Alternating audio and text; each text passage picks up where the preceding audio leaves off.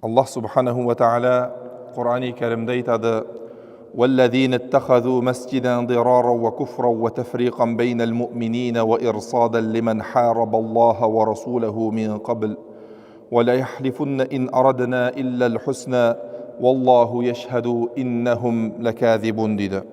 Яғни тағы сондайлар да бар.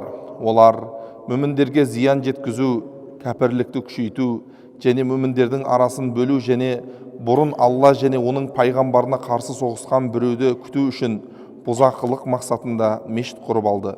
Және біз тек қана жақсылықты қалаған едік деп антта етеді. Алла олардың шәк шүбәсіз өтірікші екендіктеріне куәлік береді дейді. Бұл аяттың түсу себебі Абу Амир деген Әл-Хазражи деген бір кісі болған, жаңағы мединелік арабтардың арасында.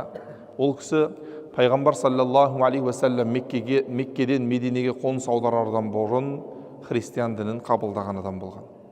Сөйтіп, өзінің уағыз насихаттарын айтып жүреді. Пайғамбар саллаллаху алейхи уассалам келгеннен кейін, жаңағы ел жұрттың барлығы ислам дінін қабылдап кеткеннен кейін, бұл кісі кішкене шеттетіліп қалады да, сосын барып бұл кісі біраз жаңағы Бәдір шайқасында мұсылмандардың жеңгеніне қатты қиналып, Меккеге барып, сол Меккедегі мүшриктерді мұсылмандарға қарсы айдап салумен жұмыс істейді. Ухуд шайқасы болады. Ухуд шайқасының кезінде бұл кісі мұсылмандар жүріп келе жатқан жерге үлкен қылып бір ор қазады да, бетін тегістеп бір тұзақ құрады. Мұсылмандардың біраз жігіттері сол тұзаққа түсіп қалған кездері болады.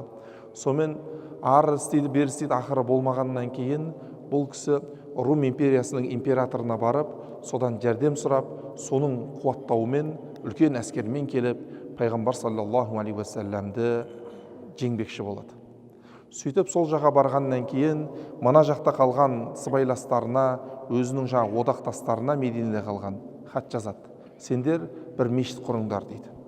Бір мешіт құрыңдар, сол мешіт біздің сүйенетін бір жеріміз болсын дейді. Мен қазір Рум империясының императорының алдында жүрмін. Цезар деп айтатын болған, Цезардың қасында жүрмін. Мен жақында өте үлкен жер қайысқан қолмен келіп Медине қаласын шабамын дейді. Сендер сол жерде тұрақтанатын бір орынды дайындай беріңдер дейді. Сөйтіп бұлар Дирар деген мешіт салады. Пайғамбар саллаллаху алейхи уассалам Табук ғазвасына дайындықтар жасап, енді шығайын деген кезде жаңағы мешіт салған жігіттер келіп, пайғамбар саллаллаху алейхи алдына келіп айтады: "Я Алланың елшісі, біз мешіт салған едік, сол мешітке келіп намаз оқып берсеңіз. Біз ана түнде, күндіз ана алыстау мешітке бара алмаймыз, осы мешітте құлшылық ибадатымызды жасап жүре берсек" дейді. Бірақ олардың сол мешітті салудан мақсаты мұсылмандарға алауыздық түсіру, мұсылмандардың арасында іріткі салу болады негізгі мақсаттары. Сонда пайғамбар саллаллаху алейхи вассалам адам ғой, олардың сөзіне қарап, сыртқы кейпіне қарап баға береді. Пайғамбар саллаллаху алейхи вассалам айтады: "Қазір дейді, шайқастың дайындықтары жүріп жатыр, сапардың дайындығы жүріп жатыр. Сапарға барып оралсам, кейін келіп сол мешіттеріңді ашып беремін ресми" дейді. Сонымен сапардан қайта бір күндік жол қалған кезде жаңағы аят түседі. Олардың әсіл ниеті, жүректеріндегі негізгі мақсаты қандай екендігін Аллах субханаху ва тағала Құран-ы Кәрімде баяндайды. Аллах субханаху ва тағала ол мешітте емес, керісінше оған жақын жерде тұрған Құба мешітінде намаз оқуың хайырлы деген аятты түсіреді. Пайғамбар саллаллаху алейхи вассалам өзі Мединеге келместен бір топ нелерді жіберіп, сахабаларын жіберіп, жаңағы жерді тегістетіп, жермен жексен еттіреді. Неге?